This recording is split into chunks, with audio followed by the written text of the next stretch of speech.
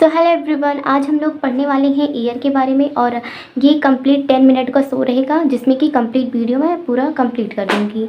सबसे पहले हम ईयर के स्ट्रक्चर को देख लेते हैं। ये है ईयर का स्ट्रक्चर। एक एक चीज़ को पहले आपको दिखा देती हूँ, उसके बाद थ्योरी बेस भी मैं बताऊँगी। और मैं ये कोशिश यही करूँगी कि ये जो वीडियो है हमारा 15 मिनट के अंदर ख़त्म हो जाए। तो सबसे पहले आप लोग देख लीजिए कि ईयर में क्या क्या चीज़ें होती हैं। उसके बाद हम एक्सटर्नल पार्ट, इंटरनल पार्ट सबकी व्याख्या करेंगे। और यकीन मानिए, इसको देखने के बाद आपको कहीं भी कोई भी और वीडियो देखने की ज़रूरत नहीं पड़ेगी। पूरा ईयर कंप्लीट आप लोग समझ में आ जाएगा। तो देखिए, जो बाहर की ये स्ट्रक्चर होते हैं, बाहर का जो ये पार्ट होता है उसको हम हेलिक्स के नाम से जानते हैं। हेलिक्स के नाम से जो हमारे कान का यहाँ पे आप देख सकते हैं, ये वाला पार्ट जो होता है उसको हम हेलिक्स के नाम से जानते हैं। और इसको जो इस पूरे एरिया को हम ऑरिकल्स के नाम से जानते हैं। और यहाँ पे जहाँ पे हम लोग बाली पहनते हैं उसको हम लोग लोब के नाम से जानते हैं। और जो ये थोड़ा सा उठा हुआ एरिया रहता है इसको हम टर्गस के नाम से जानते हैं। अब हम जान लेते हैं, ये तो हमारा हो जाता है बाहर का पार्ट, जो कि हम पिन्ना के अंतर्गत इन चीज़ों को पढ़ते हैं। पिन्ना के अंतर्गत ये सारी चीज़ें आती हैं। अब देखिए, एक्सटर्नल ऑडिटरी कैनाल, ये है एक्सटर्नल ऑडिटरी कैनाल। ये भी जो है एक्सटर्नल पार्ट है। यहाँ पे है टिम्पैनिक मेम्ब्रेन। टिम्पैनिक मेम्ब्रेन क्या होता है इसके बारे में भी अभी हम अच्छे तरीके से जानेंगे। इसको ईयर ड्रम के नाम से हम जानते हैं, जो टिम्पैनिक मेम्ब्रेन है। ऑडिटरी ऑसिकल्स यहाँ पे पाया जाता है। ये देखिए, ऑडिटरी ऑसिकल्स जो होता है। फिर यहाँ पे आप देख लीजिए, सारी चीज़ें मैं यहाँ पे दिखा दे रही हूँ। फिर उसके बाद एक बार समझाना स्टार्ट करूँगी तो ये स्ट्रक्चर नहीं दिखा पाऊँगी। फिर यहाँ पे देखिए, हमारा टेम्पोरल बोन पाया जाता है, आप इस तरीके से देख सकते हैं। और हम बात करने वाले हैं, थोड़ा इसको जूम करते हैं। देखिए, यहाँ पे ऑडिटरी ऑसिकल्स आपने देखा, ओवल विंडोज और जो कि राउंड शेप का होता है यहाँ पे पाया जाता है। कॉकलिया जो होता है हमारे इनर पार्ट के अंतर्गत आता है, इसको इनर ईयर पार्ट कहते हैं। और उसके बाद वेस्ट्रिक्युलर नर्व जो होती है ये पाई जाती है, जो कि हमारे जो मतलब जो आवाज़ें जाती हैं उनको ब्रेन तक ले जाने का काम करती है। ईस्टियन ट्यूब यहाँ पे पाया जाता है, जो कि मिडल ईयर का पार्ट होता है, ईस्टियन ट्यूब। उसके बाद हम बात करने वाले हैं कि देखिए, यहाँ पे ये भी दिखाया गया है कि मिडल ईयर जो है, जो पिंक कलर की जितनी भी चीज़ें हैं वो मिडल ईयर के अंतर्गत आती हैं। इनर ईयर जो है, वो जितनी भी ब्लू कलर की यहाँ पे चीज़ें आपको दिख रही हैं वो इनर ईयर के अंतर्गत आ रही हैं। और जितनी ये रेड कलर की चीज़ें दिख रही हैं वो आपको आउटर ईयर के अंतर्गत आती हैं। तो आप इसका स्क्रीनशॉट ले लीजिए एक बार, और उसके बाद जो है इस ईयर का, उसके बाद हम लोग चलते हैं थ्योरी पे। अब देखिए, हम बात करने वाले हैं अपने एक्सटर्नल ईयर की। सेकेंड, देखिए, एक्सटर्नल ईयर जो होता है हमारा, एक्सटर्नल ईयर में कुल टोटल 3 पार्ट्स आते हैं। पहला जो होता है उसको हम पिन्ना कहते हैं, और दूसरे को हम एक्सटर्नल ऑडिटरी कैनाल के नाम से जानते हैं, तथा तीसरे को हम टिम्पैनिक मेम्ब्रेन के नाम से जानते हैं, जो कि ये चीज़ें मैं बता चुकी हूँ आपको वहाँ पे ही, फिगर में ही। दूसरा जो हमारा आता है, देखिए, दूसरा जो हमारा जो आता है उसको हम मिडल ईयर के नाम से जानते हैं। ईयर के टोटल 3 पार्ट्स होते हैं। एक होता है एक्सटर्नल पार्ट्स, एक होता है मिडल ईयर, और दूसरा जो तीसरा होता है उसको हम इनर ईयर के नाम से जानते हैं। मिडल ईयर में भी तीन चीज़ें होती हैं, सुन लीजिए। एक होता है ईयर ऑसिकल्स होता है, दूसरा मसल्स होता है, और तीसरा जो होता है इसको हम ईस्टियन ट्यूब के नाम से जानते हैं। नेक्स्ट हम आता है जो हमारा वो है, वो उसको कहते हैं हम इनर ईयर। इनर ईयर में 2 चीज़ें होती हैं, एक बोनी लिब्रेंथ होता है और एक मेम्ब्रेनस लिब्रेंथ होता है। तो बोनी लिब्रेंथ के अंदर ही ये कॉकलिया हो गया, वेस्टिब्यूल्स हो गया, और सेमी सर्कुलर की चीज़ें आती हैं। अब इसको हम अच्छे तरीके से एक एक करके जान लेते हैं क्या होता है, ठीक है। देखिए, पिन्ना क्या होता है। पिन्ना जो होता है वो इलास्टिक कार्टिलेज से बनी स्किन की कवर्ड होती है। जो हमने आपको दिखाया, ये जो चीज़ें हैं इसी को हम क्या कहते हैं, इसको हम पिन्ना के नाम से, जो ये बाहरी चीज़ें होती हैं इसी को हम पिन्ना के नाम से जानते हैं। पिन्ना में हेलिक्स होता है, एंटी हेलिक्स होता है, टर्गस होता है। ये सब चीज़ें जो होती है, जहाँ ये लोब्स जो होते हैं जहाँ पे हम बाली पहनते हैं, ये सारी चीज़ें जो होती हैं वो पिन्ना के अंतर्गत आती हैं। ये क्या करती हैं, साउंड को मतलब जो बाहर से जितने भी साउंड आ रहे हैं इन्वायरमेंट से, उनको कलेक्ट करती हैं, और जो ऑडिटरी कैनाल होता है वहाँ तक भेजने का काम ये करती हैं। दूसरा होता है एक्सटर्नल ऑडिटरी कैनाल, जिसको हम बाहरी ऑडिटरी कैनाल के नाम से जानते हैं। ये अगर पूछे किस शेप का होता है तो ये काफ़ी इंपॉर्टेंट है।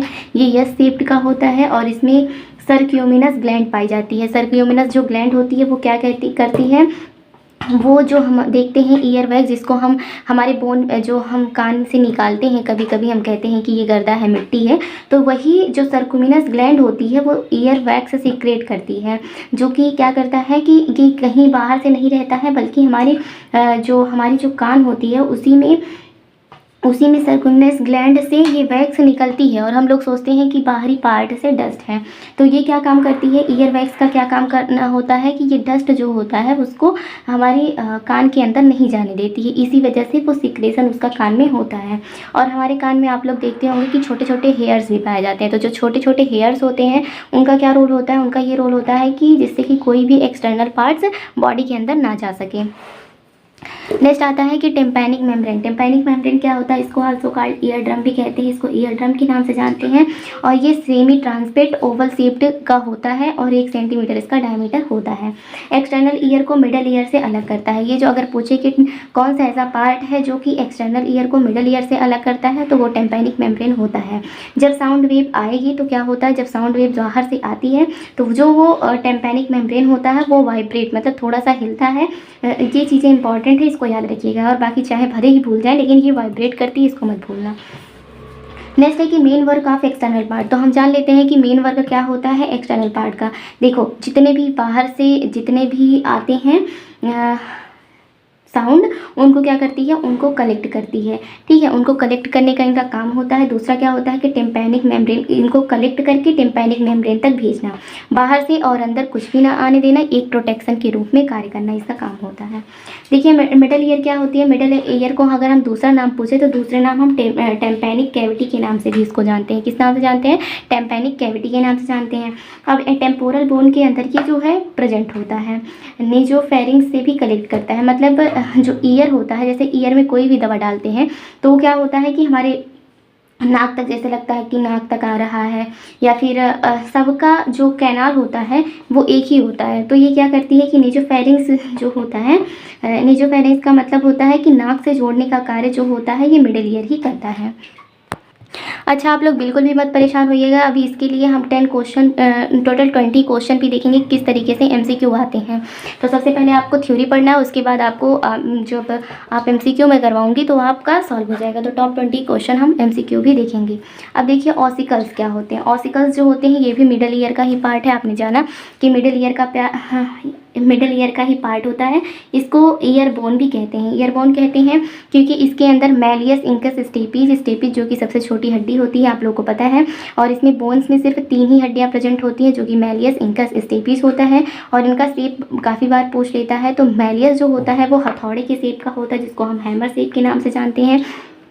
जो हमारा इंकस होता है, इंकस को एनुअल शेप कहते हैं, और स्टेपीज को स्टिरप शेप कहते हैं। इसको हम याद कर सकते हैं, जो हमारी ट्रिक है उससे हम याद कर सकते हैं। हस्त से हो गया, जैसे कि मैलियस, इंकस, स्टेपीज आपको याद ही है, एक सीक्वेंस से याद कर लीजिए। उसके बाद एच से हो गया हैमर शेप, ए से हो गया एनुअल शेप, और एस से हो गया स्टिरप शेप। तो ये तीनों जो होती हैं ये 3 शेप की होती हैं। ये तीनों एक तरह का लीवर सिस्टम की तरह कार्य करती हैं। किस तरीके से काम करती हैं, एक लीवर सिस्टम की तरह काम करती हैं। वाइब्रेशन को इनर ईयर तक ट्रांसफ़र करती हैं। मतलब जो वाइब्रेशन है, वाइब्रेशन आया अभी पहले एक्सटर्नल ईयर जो है हमारे टिम्पैनिक मेम्ब्रेन तक भेजा। अब टिम्पैनिक मेम्ब्रेन से कि जो मिडल पार्ट्स होता है वो क्या करता है, वो टिम्पैनिक मेम्ब्रेन से इनर ईयर तक वाइब्रेशन को भेजने का कार्य करता है। तब जाके हमारे कान को सुनाई देगा। जब इनर ईयर में जाएगा, फिर इनर ईयर जो है हमारे ब्रेन तक भेजेगा उस वाइब्रेशन को। तब हमारा ब्रेन जो है क्या कर पाएगा कि समझ पाएगा कि कौन सी आवाज़ें हैं जो आप मेरी आवाज़ को समझ पा रहे हैं कि मैं क्या बोल रही हूँ। वो आपके इसी सब उसमें इतने सारे वर्क, इतनी सारी चीज़ें होती हैं जो करती हैं, जो कि ब्रेन तक भेजने का कार्य करती हैं। नेक्स्ट बात करते हैं कि मसल जो होता है ये सेकंड हमारा मिडल ईयर के अंतर्गत आता है, सेकंड पार्ट, जिसको हम टेंसर टेम्पैनिक इसके अंतर्गत रहता है। टेंसर टेम्पैनिक क्या होता है कि अटैच्ड मैलियस, ये क्या होता है, जो मैलियस बोन होती है उससे अटैच्ड रहता है, मैलियस से।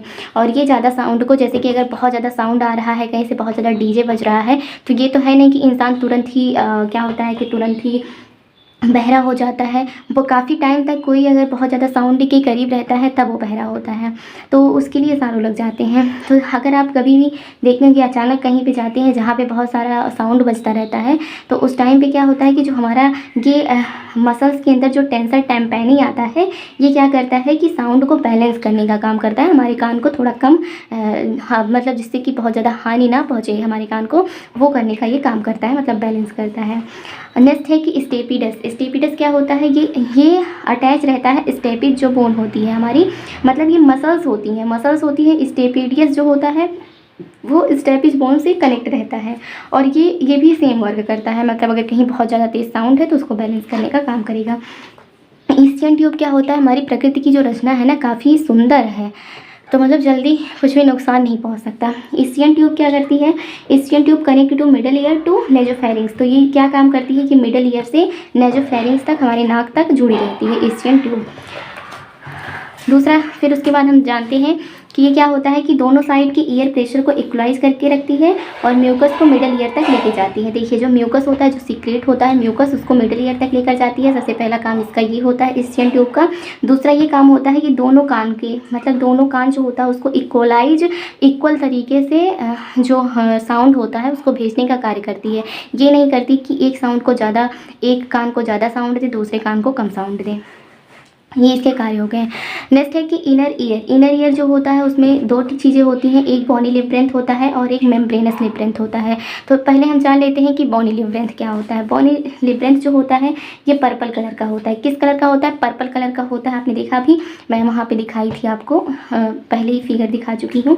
ये क्या करता है, टेम्पोरल बोन के पेट्रस पार्ट में प्रेजेंट रहता है। कहाँ पे प्रेजेंट रहता है, टेम्पोरल जो बोन होता है उसके पेट्रस पार्ट में ये प्रेजेंट होता है। और ये क्या कहता है कि देखिए इसमें पेरिलिम्स भरा होता है। पेरिलिम्स क्या काम करता है कि शॉक जो एब्जॉर्बर ट्रांसमिट वाइब्रेशन का काम करता है। जो शॉक होते हैं, शॉक वॉक लगता है तो उससे ये रक्षा करता है। 3 पार्ट्स होते हैं इनर ईयर के, वो कौन कौन से हैं उनको भी जान लीजिए। तो देखिए एक होता है कॉक्लिया, दूसरा होता है वेस्टिब्यूल, तीसरा होता है सेंट्रिकुलर कैनाल। तो ये 3 पार्ट्स होते हैं। कॉक्लिया जो होता है हियरिंग के लिए होता है, मेन काम होता है हियरिंग, और जो वेस्टिब्यूल होता है ये बैलेंस करने का काम करता है, और जो सेंट्रिकुलर होता है ये डायनेमिक बैलेंस करता है। मतलब अगर आप हेड इधर उधर घुमा रहे हैं या फिर आपका शरीर बैलेंस में नहीं है तो उस तरीके से भी, अगर बैलेंस में नहीं है तब भी ये सुनने के लिए, ये नहीं है कि अगर आप बैलेंस में नहीं है तो आपको सुनाई नहीं देगा, आप इधर को हिल डुल रहे हैं, डांस कर रहे हैं, तब भी आपको चीज़ें सुनाई देती हैं ना। तो ये एक तरीके से बैलेंस का काम करता है, डायनेमिक बैलेंस का कार्य करता है कि आप किसी भी पोजीशन में हैं तब भी आपको आवाज़ें सुनाई देंगी। देखिए कॉक्लिया क्या होता है कि इंपॉर्टेंट चीज़ है कि ऑर्गन ऑफ क्वार्टी में पाया जाता है। ये कहाँ पाया जाता है, ऑर्गन ऑफ क्वार्टी में पाया जाता है। ये हेयर सेल्स होते हैं, जहाँ इसके अंदर हेयर सेल्स होते हैं। हेयर सेल्स क्या करते हैं कि वाइब्रेशन को ये नर्व इम्पल्स में कन्वर्ट कर देते हैं। तो जो यहाँ की हेयर सेल्स होती हैं वो जो हमारा वाइब्रेशन होता है, जो हमारा साउंड आता है इन्वायरमेंट से, उसको क्या करते हैं कि नर्व इम्पल्स में भेज देते हैं। फिर नर्व इम्पल्स में भेजने के बाद ही ये ब्रेन तक जा पाता है। ऐसे ही डायरेक्ट वाइब्रेशन हमारी ब्रेन तक नहीं जाता है। अब हम बात करते हैं कि वेस्टिब्यूल्स क्या होते हैं। वेस्टिब्यूल्स जो होते हैं वो लिब्रेंथ का सेंट्रल पार्ट होता है। लिब्रेंथ का ये सेंट्रल पार्ट होता है। मैक्यूलर प्रेजेंट होती हैं। मैक्यूलर क्या काम करते हैं, ये हेयर सेल्स का सेंसरी पैचेस होता है। ये हेयर सेल्स जो होते हैं उसका जो सेंसरी, मतलब इसको पहचानने का कार्य करता है। तो ये वेस्टिब्यूल हो गया।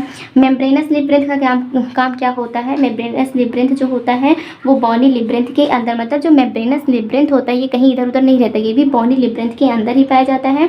और ये इलेक्ट्रिकल एक्टिविटी को सपोर्ट करता है। जो इलेक्ट्रिकल एक्टिविटी हमारे कान के अंदर होती है, जैसे कि जब वो नर्व इम्पल्स में वाइब्रेशन को, जैसे जो कॉक्लिया है जब क्या करता है कि वाइब्रेशन को नर्व इम्पल्स में कन्वर्ट कर देता है, उस दौरान की जो वहाँ पे इलेक्ट्रिकल एक्टिविटी होती है, तो वो उसी इलेक्ट्रिकल एक्टिविटी को जो मेम्ब्रेनस लिब्रेंथ है वो क्या करता है कि सपोर्ट करने का काम करता है। और सेंसरी एपिथेलियम इसमें होता है, इसमें भी सेंसरी मतलब संवेदी जो एपिथेलियम होता है वो भी इसके अंतर्गत पाया जाता है। बस थोड़ा सा और है। अब हम बात करने वाले हैं कि वेस्टिब्युलर नर्व जो कि हमारी 8th क्रेनियल नर्व होती है वेस्टिब्युलर। तो कॉक्लियर कोक्लियर क्या होता है? कोक्लियर जो होता है सिग्नल को कोक्लिया से ब्रेन तक ले जाएगी। जो भी सिग्नल होगी उसको कोक्लिया से ब्रेन तक ये लेकर जाने का काम करती है। वेस्टिब्युलर ब्रांच जो होता है वो बैलेंस सिग्नल को सेमी सर्कुलर कैनाल से ब्रेन स्टेम तक लेकर जाने का काम करती है। अब जब हमारे ब्रेन स्टेम तक कोई भी चीज़ें पहुँच गई तो इसका मतलब है कि हमारी ब्रेन जो है वो जान जाती है कि आवाज़ क्या है, वो सुन लेती है। तो बैलेंस सिग्नल को सेमी सर्कुलर कैनाल से ब्रेन स्टेम तक लेकर जाने का ये कार्य करती है, जिसका नाम है वेस्टिब्युलर ब्रांच। अब हम पढ़ लेते हैं फिजियोलॉजी ऑफ हियरिंग। हियरिंग का प्रोसेस किस तरीके से होता है, अभी आपने डिटेल में जाना। अब हम शॉर्ट वे में जान लेते हैं कि कैसे किस तरीके से हमारा हियरिंग का प्रोसेस होता है। तो देखिए, सबसे पहले जो पिन्ना होता है, पिन्ना जो कि सबसे बाहर होता है, वो साउंड को क्या करता है, कलेक्ट करने का काम करता है। सबसे पहले जो भी बाहर से इन्वायरमेंट से जो भी साउंड आया उसको कलेक्ट करने का काम पिन्ना ने किया।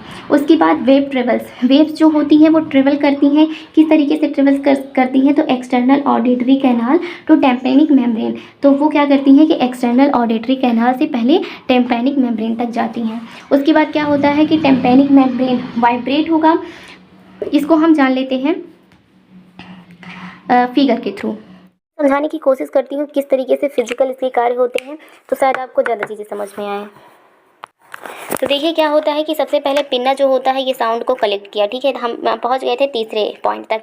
टेम्पैनिक मेम्ब्रेन कहाँ होता है, टेम्पैनिक मेम्ब्रेन क्या होता है, टेम्पैनिक मेम्ब्रेन जो होगा वाइब्रेट होगा, एनर्जी को ऑसिकल्स तक भेजेगा। ऑसिकल्स कहाँ है, ऑसिकल्स यहाँ पे है। तो जो भी यहाँ पे जैसे कि ईयर ड्रम के तरीके से लग रहा है ना, तो यहाँ पे क्या होता है कि यहाँ ये वाइब्रेट होता है और जो भी साउंड होता है उसको यहाँ ऑसिकल्स तक भेजने का कार्य करता है। अब ऑसिकल्स तक आ गया, उसके बाद क्या होगा, ossicle send to oval window vibrate create pressure perilymph cochlea के अंदर। तो ये जो होता है, ये ऑसिकल्स जो होता है वो ओवल विंडो तक क्या करता है। ओवल विंडो देखिए यहाँ पे आपको दिख रहा होगा, रुकिए कलर चेंज कर देते हैं। हाँ, तो हो गया। तो देखिए यहाँ पे आपको दिख रहा है ओवल विंडो ना, ओवल विंडो यहाँ पे होता है। ओवल विंडो क्या करता है कि ऑसिकल्स जो होता है वो ओवल विंडो तक सेंड करता है, और जो साउंड हो गया हमारा ओवल विंडो तक आ गया है। फिर vibration create pressure perilymph cochlea के अंदर। फिर उसके बाद क्या होता है, यहाँ पे वाइब्रेशन जो होता है वो प्रेशर को क्रिएट करता है। प्रेशर को क्रिएट करने से क्या होता है कि ये कॉक्लिया के अंदर, यहाँ पे कॉक्लिया है तो ये यहाँ से लेकर यहाँ तक चला जाता है, ठीक है। तो यहाँ तक चला गया। अब यहाँ पे जाने के बाद क्या होगा कि जब बेसिकुलर मेम्ब्रेन मूवमेंट करेगी तो हेयर सेल स्टिमुलेट होगा। तो जो क्या होगा कि जो बेसिलर मेम्ब्रेन होती है जब मूवमेंट करती है तो जो हेयर सेल्स होते हैं, इसमें हेयर सेल्स शायद नहीं दिखाया हुआ है, तो हेयर सेल्स जो होती हैं वो क्या करती हैं, वो स्टिमुलेट होती हैं। अब हेयर सेल्स क्या करता है कि मैकेनिकल मूवमेंट को इलेक्ट्रिकल सिग्नल या फिर नर्व इम्पल्स में चेंज कर देता है। अब देखिए यहाँ तक आ गया। अब यहाँ से हमारी नर्व जुड़ी हुई है, तो यहाँ पे जाने के लिए नर्व से उसके बाद क्या होगा कि यहाँ पे ब्रेन जो रहता है, नर्व से ब्रेन तक जाता है। तो ब्रेन तक जाने के लिए जो वाइब्रेशन था अब उसको इलेक्ट्रिकल सिग्नल या फिर नर्व इम्पल्स में चेंज होना पड़ेगा। तो इलेक्ट्रिकल सिग्नल कहो आप या फिर नर्व इम्पल्स कहो, बात एक ही है। तो वो इसमें मैकेनिकल क्रियाएं होती हैं जिसके थ्रू क्या होता है कि सिग्नल जो होता है वो कॉक्लिया से, अब यहाँ से कॉक्लिया से क्या होगा, कॉक्लिया से यहाँ जो ये नर्व दिख रही है येलो कलर की नर्व है, तो ये नर्व से ये अब नर्व इम्पल्स बन गई। ये जो साउंड है वो नर्व इम्पल्स बन गई या फिर इलेक्ट्रिकल सिग्नल बन गई। तो यहाँ से क्या करेगी कि ब्रेन तक चली जाएगी। अब हमारा जब ब्रेन तक जाएगा, ब्रेन स्टेम तक जाएगा, तो ब्रेन हमारे जितने भी आवाज़ हैं उनको पहचान लेगा कि ये व्यक्ति क्या बोलने की कोशिश कर रहा है। तो आई होप आप लोगों को सारी चीज़ें क्लियर हो गई होंगी। अब हम चलते हैं MCQ की तरफ कि कौन कौन से क्वेश्चन इससे बन सकते हैं। तो देखिए, जो सबसे पहला क्वेश्चन है वो कौन सा है, मतलब इस तरीके से मैं आपको समझाने की कोशिश कर रही हूँ जिससे आपको ये भी पता चल जाए कि MCQ क्वेश्चन किस तरीके से बन सकते हैं। तो आई होप आपको सारी चीज़ें यहाँ पे क्लियर होने वाली हैं। तो मानव शरीर की सबसे छोटी अस्थि कौन सी होती है, तो आपको पता है कि स्टेपिज होती है मानव शरीर की सबसे छोटी हड्डी। नेक्स्ट क्वेश्चन है कि which is the part of the inner year, मतलब इनर ईयर का हिस्सा कौन सा है, तो एनविल है या कॉक्लिया है या हैमर है। तो आपको पता है कि मैंने अभी बताया कि कॉक्लिया जो होता है वो इनर ईयर का पार्ट होता है। राइट ऑप्शन इसका बी हो जाएगा। नेक्स्ट क्या है, normal human ear can hear sound of frequency, मतलब एक जो नॉर्मल इंसान होता है वो कितने साउंड को सुन सकता है। तो कितने साउंड को सुन सकता है, वो सुन सकता है 20 हर्ट्ज से मतलब 20 हर्ट्ज तक वो उसको साउंड को सुन सकता है। आप हिंदी में भी देख सकते हैं। नेक्स्ट है अंतःकरण में ध्वनि कंपन के संचरण का कार्य कौन करता है, तो कौन करता है। अगर आपको ऐसा नहीं समझ में आ रहा है तो इससे देख लीजिए। Which function transmit of sound vibrate to the internal ear, तो इंटरनल ईयर तक कौन सा ऐसा साउंड मतलब कौन सी चीज़ें हैं जो कि इंटरनल ईयर तक भेजती हैं, तो टिम्पैनिक मेम्ब्रेन जो होता है वो भेजता है। इसका राइट ऑप्शन जो होगा वो दूसरा सही हो जाएगा, टिम्पैनिक मेम्ब्रेन। नेक्स्ट क्वेश्चन है which of the following is not bone found in year, मतलब इसमें कौन सा ऐसा बोन है जो कि ईयर में नहीं पाया जाता। तो आपको पता है कि ईयर में सिर्फ 3 ही बोन पाए जाते हैं, जो कि मैंने आपको बता ही दिया। तो इसमें आपको देख के लग ही रहा होगा कि कौन सा बोन ऐसा नहीं होता, तो इसको आप कमेंट में बताना है। नेक्स्ट है कॉर्टी का अंक का संबंध किससे होता है। कॉर्टी अंक, कॉर्टी हमने आपको बताया कि कोक्लिया जो होता है, हमने बताया कि कोक्लिया जो होता है वो कहाँ पे होता है, कॉर्टी अंग होता है। तो कॉर्टी जो है वो हियरिंग के लिए बेस्ट रहता है ना। नेक्स्ट है कि Oval window is adjust two ear ossicles, Oval window is adjust two ear ossicles, इसको हिंदी में भी देख लीजिए कि अंडाकार जो छिद्र होती है कर्ण अस्थि मज्जा के निकट होती है, तो वो कौन सी होती है, वो होती है स्टेपीज। तो स्टेपीज जो होती है वो क्या कहाँ पे होती है, अस्थि मज्जा के निकट होती है। झिल्लीदार लेब्रिथ में एक तरल पदार्थ होता है जिसे कहा जाता है, तो झिल्लीदार जो लेब्रिथ होता है उसमें एक तरल पदार्थ होता है जिसको हम किस नाम से जानते हैं, तो ये चीज़ें पूछ रहा है। तो जो झिल्लीदार लेब्रिथ होता है इसको हम इंग्लिश में पढ़ लेते हैं एक बार। The membrane labyrinth contain a fluid called, तो इसको हम क्या कहते हैं, इसको हम एंडोलिम्फ के नाम से हम जानते हैं। नेक्स्ट है the pressure variation inside the inner ear are turn into electrical signal by, तो जो आंतरिक कान के अंदर दबाव भिन्नताएं द्वारा विद्युत संकेतों में बदल जाती हैं, तो वो विद्युत संकेतों में किस तरीके से बदलती हैं उसके लिए क्या जिम्मेदार रहता है, कौन सा ऐसा पार्ट है जो कि जिम्मेदार रहता है इलेक्ट्रिकल सिग्नल्स में बदलने के लिए, तो वो कौन सा ऐसा पार्ट है, तो वो है कॉक्लिया। कॉक्लिया जो होता है वो क्या करता है, वो इलेक्ट्रिकल सिग्नल्स में बदलने का काम करता है। नेक्स्ट है कि calcium crystal are normal parts of what body region, तो जो कैल्शियम क्रिस्टल होता है, कैल्शियम क्रिस्टल शरीर के किस क्षेत्र का एक सामान्य हिस्सा होता है, तो वो कान के क्षेत्र का एक सामान्य हिस्सा होता है। तो ये हो गया आज का लेक्चर। आई होप आपको सारी चीज़ें समझ में आ गई होंगी। अगर नहीं समझ में आई हैं तो आप प्लीज़ वीडियो के अंदर कमेंट कर दीजिएगा, मैं और अच्छे तरीके से समझाने की कोशिश करूँगी। मिलते हैं नई वीडियो के साथ, तब तक के लिए धन्यवाद।